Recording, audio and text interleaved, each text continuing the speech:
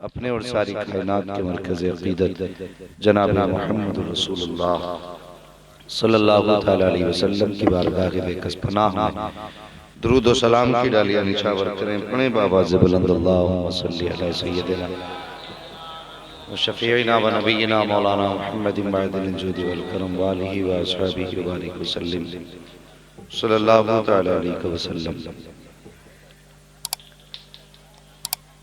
सुनाने अपनी बर्बादी के अफसाने कहाँ जाते, तेरा दर छोड़कर ख्वाजा ये दीवाने कहाँ जाते। हमेशा भीख हमने तो इसी चौखट से पाई है, हम अपना दामने उम्मीद फैलाने कहाँ जाते। मैं मुबारकबाद पेश करता हूँ सभी हज़रात को जिन्होंने इस महफिल को सजाने में कोशिशें की हैं, काविशें की हैं, मेहनतें की। अल्लाह रब्बुल इज़्ज़त सबकी मेहनतों को अपनी बारगाह में कबूल फरमाए और सबको ताजदारे अजमेर की खैरात अता फरमाए। जिसे चाहा दर पे बुला लिया, जिसे चाहा अपना बना लिया। ये बड़े करम के हैं फैसले, ये बड़े नसीब की बात है। वो लोग मुक़द्दर के धनी हैं जो गरीब नवाज की महफिल सजा रहे हैं।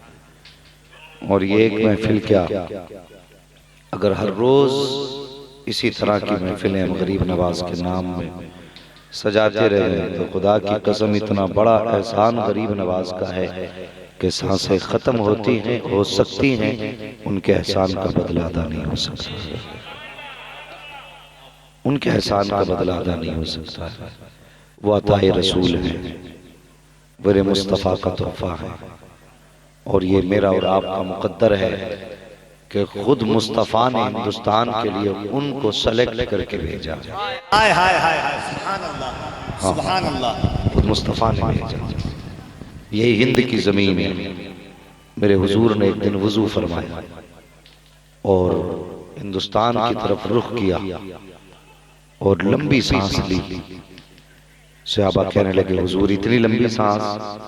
मेरे नबी ने फरमाया, हाँ, मुझे हिंद से बुए वफा है। हाय हाय हाय हाय। ये वो जमीन है, हिंदुस्तान वो मुबारक जमीन है जहां से हुजूर ने वफा की खुशबू महसूस की।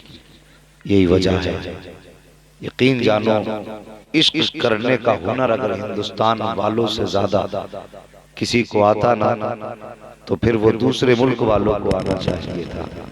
लेकिन अदब, लिहाज, मोहब्बत जो तकाजे हिंदुस्तान में पूरे किए जाते हैं किसी मुल्क में पूरे नहीं किए जाते, किसी मुल्क में पूरे नहीं किए जाते। यही वजह है कि इश्क मोहब्बत का नारा सिर्फ हिंदुस्तान में लगाया जाता है और इस नाम से इमाम अहमद रजा की जात पहचानी जाती है। इमाम अहमद रजा की जात पहचानी जाती है। ये वो जमीन है जिसको मेरे हुजूर ने शरफ बख्शा और खुद हुजूर ने गरीब नवाज में अता फरमाए। अजीजाने मिल्लत इस्लामिया, अताए रसूल गरीब नवाज है, आले रसूल गरीब नवाज है, औलादे अली गरीब नवाज है, जिगर गोशे फातिमा ज़हरा गरीब नवाज है। दुनिया बिला वजह आपको गरीब नवाज नहीं कहती। गरीब नवाज का माना आता है गरीबों को नवाजने वाला, जरूरतमंदों की जरूरत पूरी करने वाला। आज एक बात होती है, अरबाब मिंबर की तवज्जो चाहिए। लोग कहते हैं कि आला हजरत ने गरीब नवाज की शान में कुछ लिखा ही नहीं। मुझे हैरत होती है, आंख वाला तेरे जोबन का तमाशा देखे, दीदे कोर को क्या नजर क्या देखे। वो कहते हैं आला हजरत ने कुछ लिखा ही नहीं। मैं कहता हूँ आला हजरत ने वो लिख दिया 1.5 लाइन में जो आज तक किसी मुहक्किक ने नहीं लिखा है। हाँ, आला हजरत ने क्या लिखा है? लोग कहते हैं कोई मनकबत नहीं लिखी। मैंने ठीक है जी, मनकबत नहीं लिखी, लेकिन बड़ी बात आला हजरत कह गए। जानते हो क्या कहा आला हजरत ने? आला हजरत फरमाते हैं जब किसी की कोई दुआ कहीं कबूल ना होती हो, मेरे गरीब नवाज की चौखट पे चला जाए, वहां हाथ उठाना तेरा काम है, दुआ कबूल करना खुदा का काम है। हाय हाय, नारे तकबीर, नारे रिसालत। गरीब नवाज कॉन्फ्रेंस, हज़रत अल्लामा मुफ्ती हम्माद साहब किबला हैरत होती है, लोग आला हज़रत पे उंगली उठाते, फरमाते सुने जिसकी दुआ कबूल न होती हो वो गरीब नवाज के कदमों में चला जाए। ये वो मकाम है जहाँ पे दुआ कभी टाली नहीं जाती है। और अगर कोई आला हज़रत के सामने सिर्फ लफ्ज़ अजमेर कह देता था तो फरमाते थे सुन, अजमेर के साथ शरीफ भी लगाया करो, शरीफ भी लगाया करो। ये अदब अगर सिखाया है, अहमद रज़ा ने सिखाया है, खुदा की कसम ये निस्बत अजमेर की मदीने से जुड़ी है। तभी तो दुनिया कहती है डालती कल्ब में अज़मत मुस्तफा सैयदी आला हज़रत पे लाखों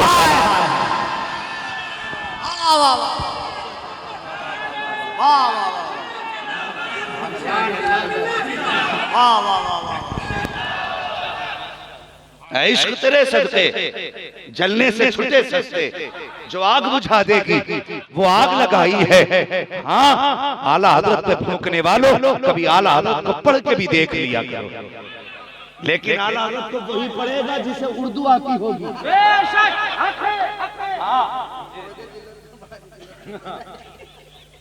उर्दू वही पढ़ेगा, वो आला हज़रत को वही पढ़ेगा जिसे उर्दू आती होगी, और जिसे बात और बहुत कई फर्क ना हो वो आला हज़रत को क्या समझेगा। हाँ, आज भी चैलेंज करता हूं मैं हर उस शख्स को जो बागी आला हज़रत है, सिर्फ फतावे रज़विया का फतवा खुतबा पढ़ के और समझ के दिखा, सिर्फ खुतबा पढ़ के और समझ के दिखा दे। खुदा की कसम गुलामी करूंगा तेरी, और मैं जानता हूं तू क्या, तेरी औकात क्या, तेरी 7 पुश्तें गुजर सकती है। आला हज़रत का फतावे रज़विया बड़ी चीज है, हदायत बख्शिश का एक शेर समझने से तेरी अक्ल है। समझ में बात नहीं आती, जिसे देखो आला हज़रत पे भौंकना शुरू कर देता है। आला हज़रत तेरे बाप की बपोती है जो भौंक लेगा तू। हाँ, जिसके मन में आता भौंक देता, समझ में बात नहीं आती। और मिजाज देखो नदीम भाई, तकलीफ होती है जब रज़वियों में पहुंचे तो रजा रजा शुरू कर दिया, और जब कौओं में पहुंचे तो काए काए शुरू कर दिया। तुमसे बेहतर तो कुत्ते हैं जिन्हें पता है टुकड़ा किस चौखट से मिलता है, और तुम उन कुत्तों से भी गए गुजरे, जहां पहुंचे धर्म बदल लिया। हम कहते आज ले उनकी पना, आज मदद मांग उनसे, कल न मानेंगे कयामत में अगर मान गया। गरीब नवाज, बात मुझे गरीब नवाज पर करनी है, बस थोड़ी देर तवज्जो करें, मैं बहुत ज्यादा वक्त नहीं लूंगा, इसलिए कि मेरे बाद भाई नूरे मुजस्सम को सुनना है, और ये मुझे भी बड़े पसंद है, मैं भी इनको सुनूंगा। और नदीम भाई का तो जवाब नहीं, इनका कब्जा दिलों पे भी रहता है, जेबों पे भी रहता है। हाँ, दिलों पे भी रहता है, जेबों पे भी रहता है। अल्लाह जेबों को भी सलामत रखे, दिलों को भी सलामत रखे, है जी। मगर सुने, गरीब नवाज, मुझे कोई बताए भारत के अंदर जो 90 लाख को कलमा पढ़ाया, क्या आपने तलवार दिखा के कलमा पढ़ाया था? मुंह बांध के कलमा पढ़ाया था? करामत के जरिए हाथ पैर बांध के कलमा पढ़ाया था? नहीं, उन्होंने किरदारे मुस्तफा दिखा के कलमा पढ़ाया था। अगर वो लिंचिंग करने पे आ जाते तो नाम निशान भी भारत में ना होता, उनका नहीं, इनका, जिनका ये अमल है। मगर सुने गरीब नवाज की शान, कौन सा उसवा लेकर के आया? आज हर बंदा मेरी बात गौर से सुने, कौन सा उसवा लेकर के आया? मेरे महबूब की चौखट है। कौन देता है देने को मुंह चाहिए, देने वाला है सच्चा, जोर से बोले, देने वाला है सच्चा। और लगना चाहिए भाई, रज़वियों में बोल रहा हूं, सुन्नियों में बैठ रहा हूं, हैं? यहाँ कोई खा के सोने वाली जमात तो नहीं है ना? यहाँ तो रातों रात जाग के अपने नबी को मनाने वाली जमात है, मनाने वाली जमात है। जरा जोर से बोले, देने वाला है सच्चा, हमारा नबी महबूब की चौखट है। सवाल ही आ गया, सुने बहुत गौर से। हुजूर भूखा होगा, कभी कलमा नहीं पढ़ा उसने, भूखा हूं, सुना है अपनी चौखट से कोई खाली नहीं जाता, खाना मिलेगा। मेरे महबूब मिंबर पे तशरीफ लाए, 350 सहाबा मस्जिद में बैठे हैं। कितने? सारे बोले कितने? 350 सहाबा। आने वाले ने कहा हुजूर भूखा, रोटी मिलेगी? अल्लाह अकबर, मंगता तो है, मंगता कोई शाहों में दिखा दो, जिसको मेरे सरकार से टुकड़ा ना मिला। आज अपना मयार हम देखे, सवाली दरवाजे पे आ जाए तो पहले नजर डालते, कहते तेरा कद तो हट्टा कट्टा है, तेरे हाथ पैर तो सलामत है, फिर तू मांग क्यों रहा है? हुजूर फरमाते हैं अगर तेरे दरवाजे पे सवाली भले घोड़े पे बैठ के आए तो ये न देख सवार होके आया है, ये देख सवाली बन के आया है। जरूरतमंद आए तो फिर खाली नहीं जाना चाहिए, खाली नहीं जाना चाहिए। आज बंदा कद नाप के देता है, ये देने के लायक है कि नहीं? जब ज़कात की बारी आती है पूछता है क्या ज़कात बहन को दे सकता हूं कि नहीं? भांजी मोहताज है उसे दे सकता हूं कि नहीं? और तेरे दरवाजे पे कुत्ते खा के जाएं तुझे बहन की याद नहीं आती? जब ज़कात की बारी आती है तब बहन के बारे में पूछा जाता है। भाई ये तेरे अपने जिस्म का टुकड़ा है, अल्लाह तौफीक दे और इसे जरूरतमंद पाया करे, जेब में हाथ डाल, इसकी गोद में डाल दे, इधर बहन राजी होगी उधर मदीने वाला मुस्तफा राजी होगा। हम तो अपनों को भी तरसा देते हैं, और मुस्तफा से प्यार करने वालों, उनसे मोहब्बत करने वालों, उनकी अता देखो। खैर मुस्लिम है, भूखा हूं खाना मिलेगा? मेरे हुजूर ने 350 सहाबा की तरफ निगाह डाली, फरमाया है कोई जो मेरे मेहमान को खाना खिला दे? कौन सवाल कर रहा है? ये वो सवाल कर रहा है जिसने एक बार कहा था इस्लाम को दौलत की जरूरत है। सारे सहाबा की गर्दन झुकी थी, हजरत उस्मान उठ के खड़े हो गए, कहने लगे हुजूर मेरी तरफ से 100 ऊंट कबूल फरमा। हुजूर ने फरमाया उस्मान खुदा तुझसे राजी हो बैठ जा। फिर दूसरी बार हुजूर फरमाने लगे है कोई जिसके पास कोई दौलत दे इस्लाम के लिए? फिर कोई ना उठा, हजरत उस्मान गनी फिर उठ के खड़े हो गए, हुजूर 100 ऊंट और मेरी तरफ से। हुजूर ने फरमाया उस्मान खुदा तुझसे राजी हो बैठ जा। तीसरी मर्तबा हजरत उस्मान फिर खड़े हुए, हुजूर फरमाते हैं उस्मान कब तक खड़े होते रहोगे? जवाब सुनना। हजरत उस्मान गनी ने कहा या रसूल अल्लाह जब आप सवाल करते हो और कोई नहीं उठता है फिर उस्मान को गैरत आ जाती है। या रसूल अल्लाह आप कयामत तक कहते रहेंगे उस्मान कयामत तक खड़ा होता है। अल्लाह हू अकबर।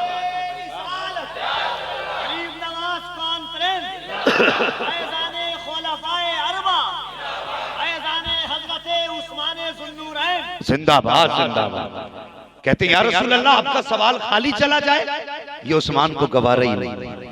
आप कयामत तक कहेंगे उस्मान कयामत तक देता रहेगा। अल्लाह अकबर। वो नबी की चौखट है। हुजूर फरमाते हैं कोई जो मेरे इस मेहमान को खाना खिलाए। 350 सहाबा की गर्दन झुक गई, कोई आगे नहीं बढ़ा। अल्लाह अकबर। हुजूर ने 3 मरतबा आवाज दी है कोई जो इसको खाना खिला दे। जब कोई नहीं उठा ना तो प्यारे सुन हजरत सलमान फारसी उठ के खड़े हो जाते हैं, कहते फिदा का भी बऊंगी या रसूल अल्लाह, आका मेरे माँ बाप आप पे कुर्बान हो जाए, या रसूल अल्लाह इजाजत हो तो आपके मेहमान को खाना मैं खिला लाऊं। इतना सुनना था। मेरे हुजूर ने सलमान फारसी का चेहरा देखा, फरमाने लगे सलमान बता तो सही ये 350 बैठे हुए हैं, कोई ना उठा, तुम क्यों उठ के खड़े हो गए? सलमान फारसी कहते हैं या रसूल अल्लाह ये जो 350 सहाबा बैठे हैं ऐसा नहीं है कि इनके घर के अंदर खाना है लेकिन उठ नहीं रहे हैं। या रसूल अल्लाह इन 350 के घर का हाल ये है, किसी के घर पे 3 दिन का फाका है, किसी के घर पे 4 दिन का फाका है, किसी के घर के 7 दिन का फाका है। आका अगर एक रोटी भी होती थी तो कोई चुप न रहता, एक लुकमा भी होता मुस्तफा पहली सदा पे खड़ा हो जाता। लेकिन ये 350 सहाबा इसलिए चुप बैठे हैं कि किसी के घर रोटी का टुकड़ा नहीं है।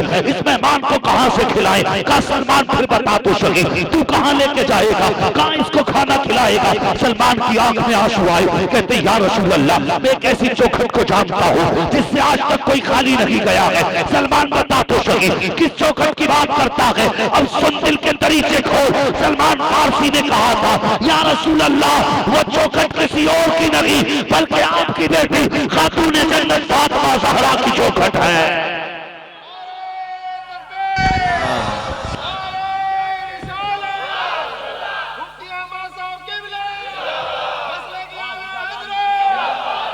अल्लाहू अकबर। किस माँ का शहजादा है गरीब?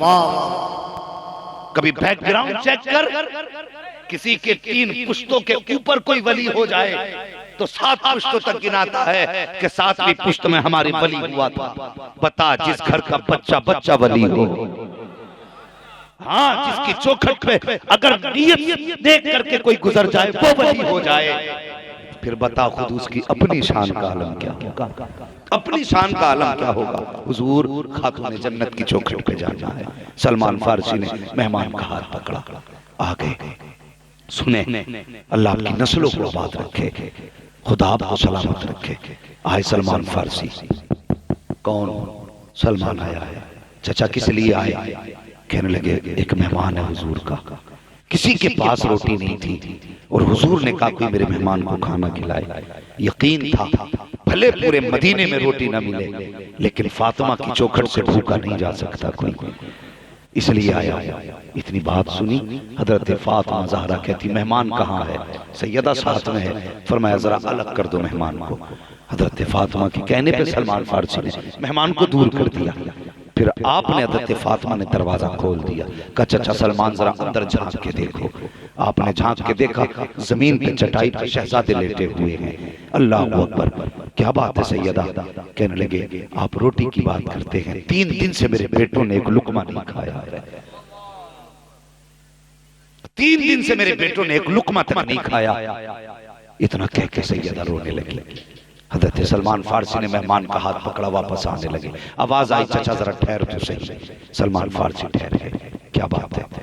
कहा अगर खाली गया ना तो कयामत तक के लिए नबी की बेटी की चौखट बदनाम हो जाएगी।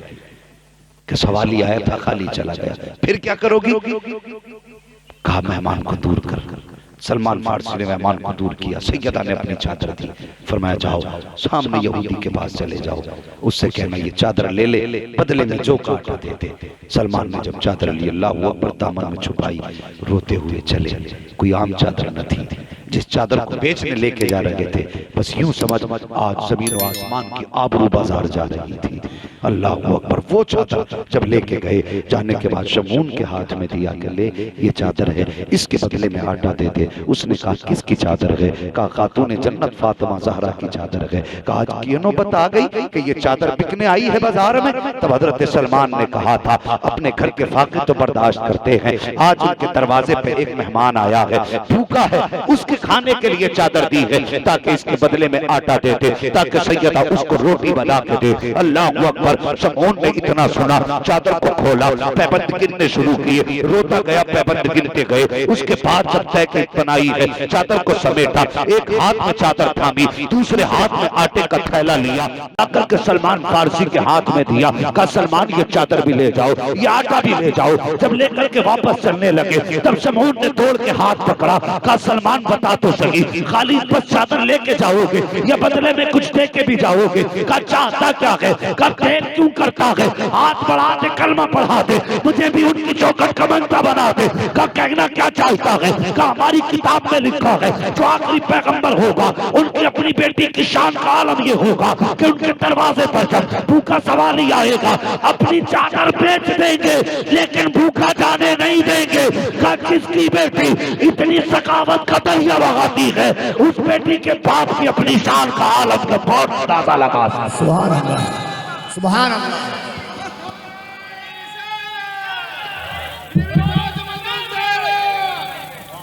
अल्लाह अकबर। और मेहमान भी दूर से देख रहा था। सलमान फारसी के करीब आया, कहने लगा सच बता, बात बताई ना।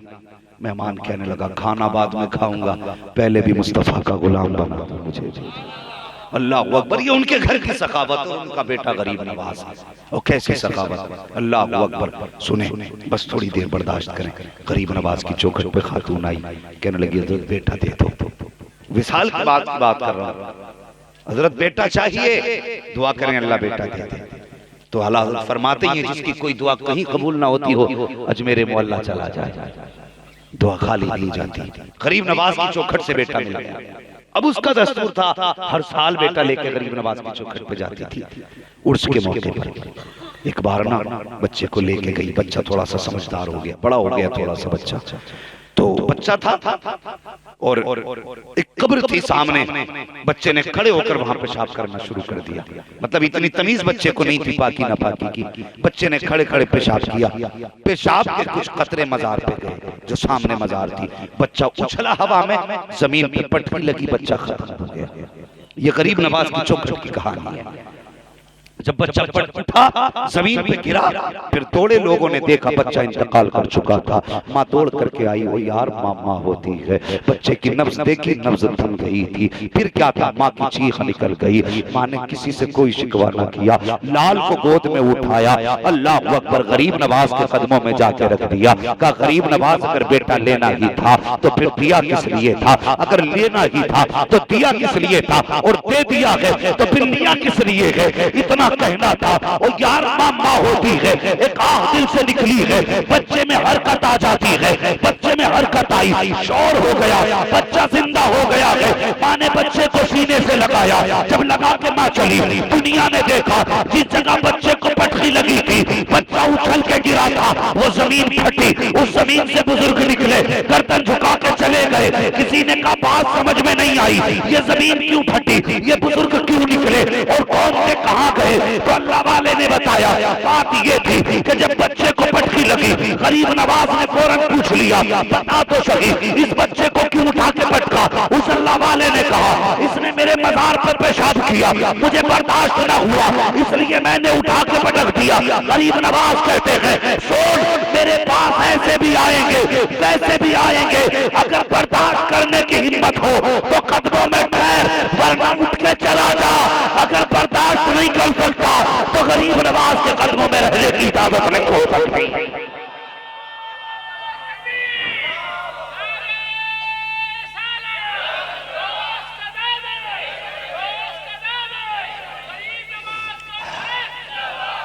अल्लाह अकबर, ये शान है गरीब नवाज की। उनकी अजमत देखो, उनकी शान को समझो।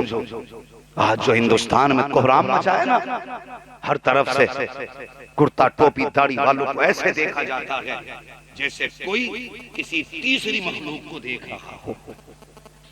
हाँ, ऐसे घूर घूर के देखते हैं जैसे खा जाएंगे, लेकिन पता नहीं बेटे हम हर किसी को हजम भी नहीं होते। हजम भी नहीं होते हैं हम। वो हड्डी हैं जो हलक में अटक जाती हैं, ये याद रखना। हम वो हड्डी हैं जो हलक में अटक जाते हैं, तुझे पता नहीं हम उसी गरीब नवाज के तो बसाए हुए हैं जिसने ऊंट बैठा दिए थे। उठे थे वो? कब तक नहीं उठे? जब तक उठाया नहीं था। तो उनके बसाए हुए कैसे निकलेंगे और कहां तक निकालोगे? हम चले जाएंगे, हमारा गरीब नवाज हमें दे दो, चले जाएंगे हम, गरीब नवाज हमें दे दो। लेकिन जानते हैं ये भी जानते हैं जब इनकी घपले में आती है ना तो ये भी चादर लेके पहुंच जाते हैं। हमें सब पता है जब इनकी घपले में आती है तो ये भी चादर लेके जाते हैं। खुदा की कसम गरीब नवाज से प्यार करो। और कोई इतना आसान भी नहीं है खत्म कर दे, इतना आसान थोड़ी है गरीब नवाज। जब आपने ना वहां पे डेरा लगाया, और एक बात याद रखना, कभी भी अमीरों की और अल्लाह वालों की बनी नहीं, दौलत वालों की और अल्लाह वालों की कभी बनी नहीं। क्यों नहीं बनी?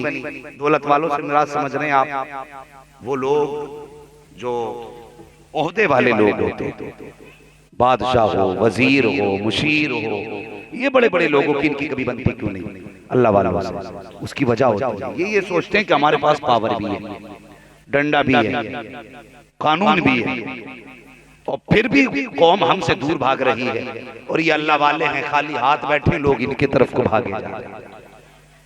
ये वजह, यही तो वजह थी इमाम ज़ैनुल आबिदीन इमाम सज्जाद करबला की वापसी के बाद आपने दुनिया छोड़ी, जंगल में जाके अपना जिक्र इलाही में मसरूफ हो। जो मरवान, जो उस दौर का मरवान बिन मलिक, जो उस वक्त का हाकिम था आपके दौर में, तो वो बड़ा फितीन था। उसने देखा कि लोग मेरी तरफ कम और इमाम ज़ैनुल आबिदीन की तरफ ज्यादा जा रहे हैं, तो उसने कहा जाओ जाकर के इमाम ज़ैनुल आबिदीन से कह दो कि वो हमसे हाथ मिला ले, हमसे समझ रहे ना बात। हमसे हाथ मिला ले, वो होता ना साठ गांठ करना, समझौता करना, हमसे कर ले। जब एक वजीर गया कि हुजूर बादशाह का पैगाम है, आप उससे समझौता कर लें और उसके साथ अपना वक्त थोड़ा सा देने लगे। आपने फरमाया जा, कल भी हमें बादशाहत प्यारी नहीं थी, आज भी बादशाहत प्यारी नहीं है, हमें हमारा काम कर लेने दे, हम बस अपने रब को मनाने में लगे हैं। ये कह के आपने वापस कर दिया। खबर पहुंची बादशाह के पास कि उसने आने से मना कर दिया। उसने फिर खबर भेजी कि उनसे जाके कहना अगर राजी नहीं आएंगे तो हम गैर राजी उनको पकड़वा लेंगे। आपने फिर फरमाया जाओ उससे कहते हमसे ना उलझ, हमसे ना उलझ, हमें अपने काम करने दे, तू अपना काम कर। उसने कहा अच्छा। उसने अपने सिपाही भेजे, फिर बेड़ियां हाथों में हथकड़ी, पैरों में बेड़ियां डाल करके आपको जब सल्तनत के अपने महल में बुलाया गया तो उसने मुस्कुरा के कहा बादशाह ने कहा सज्जाद क्या समझते थे तुम्हारा कोई कुछ नहीं बिगाड़ पाएगा कि कल तुम्हें करबला में यजीद के फरमान पे बेड़ियां पहनाई गई थी, आज मेरे फरमान पे बेड़ियां पहनाई गई है। मुस्कुरा के आपने फरमाया हमारे मुंह न लाग और चल, हमें हमारा काम करने दे। उसने कहा क्या कर लोगे? जब इतना कहा क्या कर लोगे? आपने फरमाया पावर देखना चाहता है। निकाह डाली, झटका दिया, बेड़ियां भी जमीन पे थी, हथकड़ी भी जमीन पे थी। कहा ये कैसे हो गया? फरमाने लगे सुन, हमें ना आजमाना, पावर कल भी हमारे पास थी, आज भी हमारे पास है, फर्क ये है जो रब कहता है वही हम करके दिखाया करते हैं। हाँ ना, कल हम मजबूर थे ना आज हम मजबूर। तो अल्लाह वाले कभी दबते नहीं किसी से, लेकिन रब की रजा के लिए चुप रहे, रब की रजा के लिए। तो ये जो पृथ्वीराज चौहान था ना, तो जब इसने देखा कि मामला हद से ज्यादा बढ़ रहा है, चलो उन्हें छूट दे दी, वो अपने काम में लग गए, लेकिन लोग फिर भी उनकी तरफ जा रहे हैं। सरकार गरीब नवाज जब महफिल फरमाया करते थे ना, जलसा वाज फरमाते थे तो लोग आके बैठते थे, और जितनी महफिल में बैठते थे उन्हीं के होके जाया करते थे। हैं हमारे जैसा आदमी तकरीर करे तो लोग कहता दिल पे बात उतर गई। उस जबान के बारे में क्या कहते हो जिस जबान से कभी जिंदगी में झूठ न निकला हो? उस जबान की सदाकत का आलम क्या होगा जिससे कभी हराम का लुकमा जिसकी जबान पे ना आया हो? हाँ, जिसकी रगों में फातिमा जहरा का दूध खून बन के दौड़ता हो। बताओ उस जात के बारे में क्या ख्याल है? आप तकरीर फरमाते। तो जो पृथ्वीराज चौहान था उसने एक किलर बुलाया। आज 2-2 हजार के चक्कर में लोग मर्डर करते थे। डर, अल्लाह से डर, मरना एक दिन। फरमाया गया अगर किसी बकरी ने बकरी को सींग मारा है तो कयामत के दिन बकरी का बदला बकरी से दिलवाया जाएगा। हाँ, यहां तक फरमाया गया अगर किसी लकड़ी ने लकड़ी को रगड़ दिया है तो कयामत में उस रगड़ का बदला भी अल्लाह दूसरी लकड़ी को लकड़ी से दिलवाएगा। आज बंदा लोगों पे सितम करके सोचता है कुछ नहीं होने वाला, हज कराऊंगा, ये ठेके ले रखे, हज कराऊंगा, लोगों का खून पी जाऊं ना। किसी को सताना मत, सताना मत। अगर एक चिड़िया भी तुमने मार दी तो कयामत के दिन वो चिड़िया आएगी और उसकी चीख इतनी तेज होगी कि अहले महशर के कानों में ऐसे जाएगी जैसे बिजली गरज रही। और आज गरीब तड़पे तो पड़ोसी को खबर नहीं होती, जब कयामत में गरीब चीखेगा और मजलूम की आह निकलेगी तो उस वक्त रब पूरे उसका गजब शबाब पे होगा और फरमाएगा मांग आज जो तुझे बदला मांगना है, आज मैं इंसाफ करूंगा, मैं इंसाफ करूंगा। खुदारा कभी किसी का दिल नहीं दुखाना, किसी को छोटा समझ के तकलीफ ना देना। कयामत के दिन तू मजबूर होगा और ये पावर में आएगा।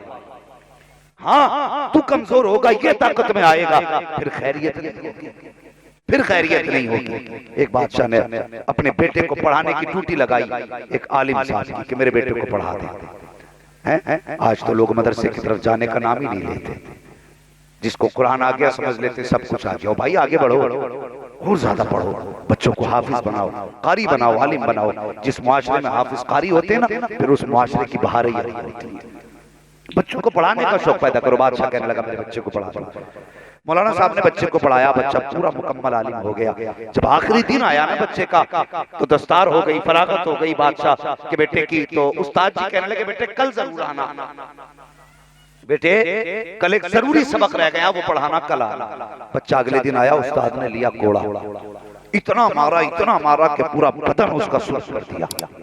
शहजादा तक कर गया, बाप से कहने लगा बजी आज उस्ताद ने बिना खता मारा, उन्हें बुलाइए। बादशाह मुस्कुरा के कहने लगा बेटे उस्ताद है, कोई ना कोई वजह जरूर रही होगी। मैं उसे अपने दरबार में बुला के रुसवा नहीं करूंगा।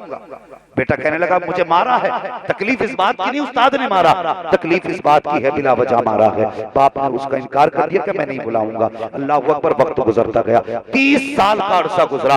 जब बाप का इंतकाल हुआ, ये शहजादा कुर्सी पे बैठा। जैसे कुर्सी पे बैठा, इसने हुक्म किया कि सबसे पहले मेरे उस्ताद को मेरी अदालत में पेश किया जाए। अल्लाह अकबर, उस्ताद को लाया गया। लाने के बाद सबसे पहला सवाल इसका था कि उस्ताद जी बताइए सही, आज 30 साल पूरे होने को आ गए हैं, आज तक आपकी मार नहीं भूला हो। उस्ताद ने वजह ये नहीं कि आपने मारा था, तकलीफ इस बात की है कि कोई वजह नहीं थी, बिना खता के मारा था, आज उसका हिसाब चाहिए। जब इतनी बात उस्ताद ने सुनी है, कहा बेटे बता तो सही कितने साल हो गए मारे हुए? कहा 30 साल गुजर गए। कहा याद आई उस मार की? कहा हाँ याद भी आई है, और जब जब याद करता था रोता रहा हूँ। कहा बेटे आज ही के दिन के लिए तुझे मारा था? कहा उस्ताद समझा नहीं। कहा आज के दिन के लिए मारा था? कहा किस लिए मारा था? कहा मुझे पता था बाप के इंतकाल के बाद एक दिन तू कुर्सी पे बैठेगा, तो इसलिए मैंने मारा था कि ये मेरी मार है जो तू 30 साल नहीं भूला। ए बेटे, जब तू किसी पे जुल्म करे तो ये सोच के जुल्म करना जितना उसकी सजा बर्दाश्त कर सकता हो उतना ही याद करके जुल्म करना। आज तू 30 साल के अरसे में अपनी पिटाई नहीं भूला, तो मजलूम भी कयामत तक तेरा किया हुआ जुल्म नहीं भूलेगा। आज तू कुर्सी पे आया है, तूने अपना बदला ले लिया है। जब कल कयामत के दिन मजलूम पावर में आएगा, खुदा तुझसे बदला लेगा। इसलिए मारा था ताकि तू फैसले करे तो जुल्म न करे, हमेशा फैसलों में इंसाफ के साथ तेरा कलम चला। जिंदगी को इंसाफ के साथ गुजारो, इंसाफ के साथ जिंदगी गुजारो, किसी पे सितम न करो, किसी पे जफा न करो। हैं बात बात में किसी का टोला ले लिया, कोई कमजोर है तो कह दिया ओ हो इससे तो चला ही नहीं जा रहा। भाई हया कर, ऐसे जुमले ना बोल जिससे बंदे को तकलीफ हो। हाँ, किसी की हंसी ना उड़ा, किसी का मजाक ना उड़ा, ये अल्लाह को बड़ा नापसंद है। इसका भी हिसाब कयामत में देना है, इसका भी हिसाब देना है। तो मैं बात अर्ज कर रहा था, जुल्म न करना किसी पे। सरकार गरीब नवाज बैठे है, तो उसने बुलाया एक किलर को के भाई मैं मुझसे सौदा का। कौन सा सौदा? का एक फकीर दरख्त के नीचे बैठा रहता, उसका सर ला दे। बदले में क्या दोगे? तो वो कहने लगा बदले में आधी सल्तनत दूंगा। पृथ्वीराज चौहान ने कहा आधी सल्तनत। अखलाक देखो गरीब नवाज का, आधी सल्तनत। आधी सल्तनत कहा? हाँ। अल्लाह अकबर फरमाने लगे। जैसे उसने कहा ना आधी सल्तनत, इसने खंजर छुपाया अपनी कमर में। वो लुंगी बांधा करते थे जो इनकी होती थी एक खास तरीके की राजपूतों वाली, उसमें छुपाया। वो गरीब नवाज की महफिल में जाके बैठ गया।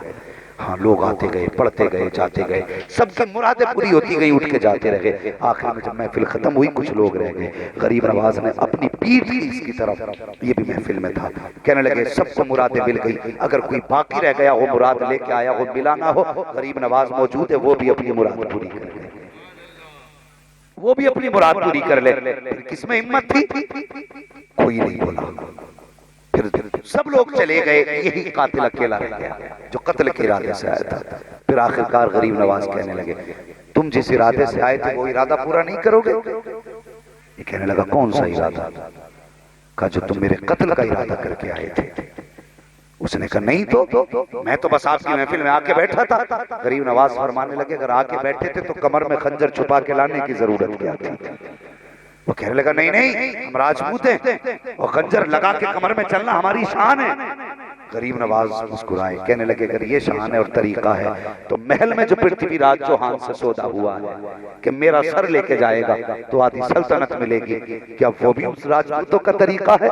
इतना कहा ना तो बस उसने कदम पकड़ लिए। कहने लगा महाराज माफ कर दे, मुझे पता ना था मैं किसका सर काटने आया हूँ, मेरी खता को माफ फरमा दे। आप मुस्कुरा कर कहने लगे जा आइंदा ऐसा ना करना, मैंने तुझे माफ कर दिया। जब इतना कहा उसने अपना खंजर निकाला, गरीब नवाज के कदमों पर रख के कहने लगा हजरत मैं जीना नहीं चाहता हूँ, मैं ऐसे पारसा को मारने के लिए आया था, इतने पवित्र शख्स को मारने आया था, इतने महान को मारने आया था जो दिल की राज जानता हो। अब मुझे जीने का अधिकार नहीं है, ये लो मेरा खंजर और काट दो मेरा गला, मैं जीना नहीं चाहता। गरीब नवाज ने खंजर भी उठाया, दूसरे हाथ से उसको उठाया, फरमाने लगे हमें नहीं जानता, हम मुस्तफा के शहजादे हैं, हम मिटाने नहीं आए, हम तो पिछले हुओं को दुनिया में बचाने के लिए आए।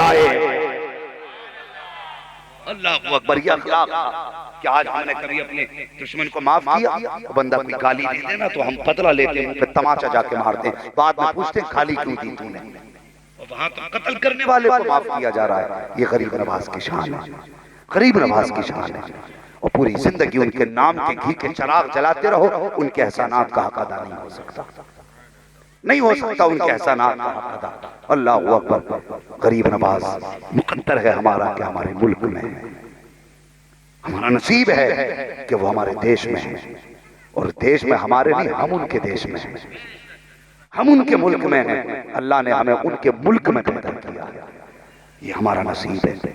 अल्लाह अकबर। जब गरीब नवाज का विसाल हुआ उस वक्त हिंदुस्तान की जमीन पे 350 औलिया मौजूद थे। कितने?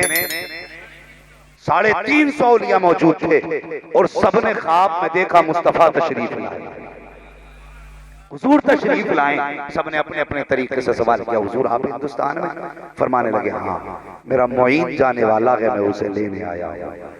अल्लाह अकबर। विसाल हुआ, दुनिया ने, अहले इल्म अहले नजर ने देखा, आपके माथे पे लिखा हुआ था हादा हबीबुल्लाह व माता फी हुब्बिल्लाह, ये अल्लाह का महबूब है और अल्लाह की मोहब्बत ही में दुनिया से गया, अल्लाह की मोहब्बत में दुनिया से गया। या रसूल अल्लाह आप लेने आए?